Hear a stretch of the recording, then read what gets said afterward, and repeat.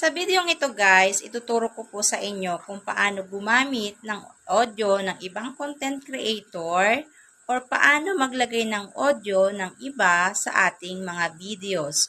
So isa po ito sa mga nakakatulong upang dumami din ang ating mga views at nakakatulong din po ito dun sa mga tulad nating mga content creators na hindi natin alam kung ano yung ating ilalagay na voice over sa ating mga video. So para mas makatulong po, gumamit po tayo ng audio ng iba. So, ganito guys, ituturo ko po sa inyo. At ito din po yung mga samples ng mga ginamitan po ng audio ko na may mga matataas na rin pong views. Salamat po!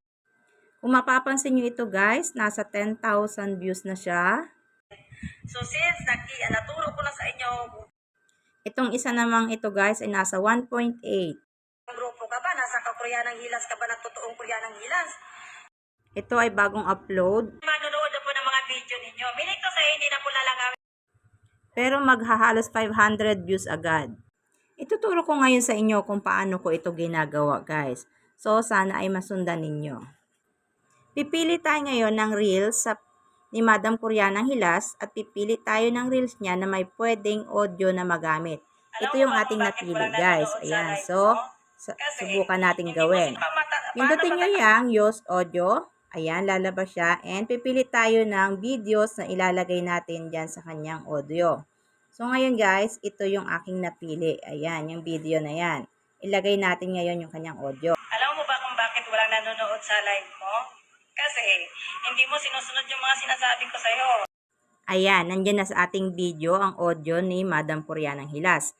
Ngayon naman ay lalagyan natin siya ng title. Ayan, pindutin nyo lamang po yung text. Ayan, and mag-type na po kayo ng title na gusto nyong ilagay dyan sa inyong video. So, ayan po yung aking ilagay. Ganito gawin para may manood ng iyong live. Ayan po yung aking inalagay na title dyan sa video natin gagawin.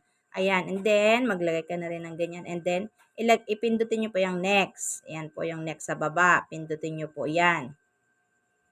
Pagkatapos mo mapindot yung next, ayan, maglagay ka na ng mga hashtags na iyong ilalagay. Huwag mo kalimutang ilagay yung hashtag Koreanang Hilas, hashtag Team Hilas, hashtag Team Koreanang Hilas. Yan po yung aking mga number 1 na mga hashtags na inilalagay. Okay, wag nyo kakalimutan yan guys. And ilagay nyo na rin yung mga ibang hashtags na gusto nyo ilagay.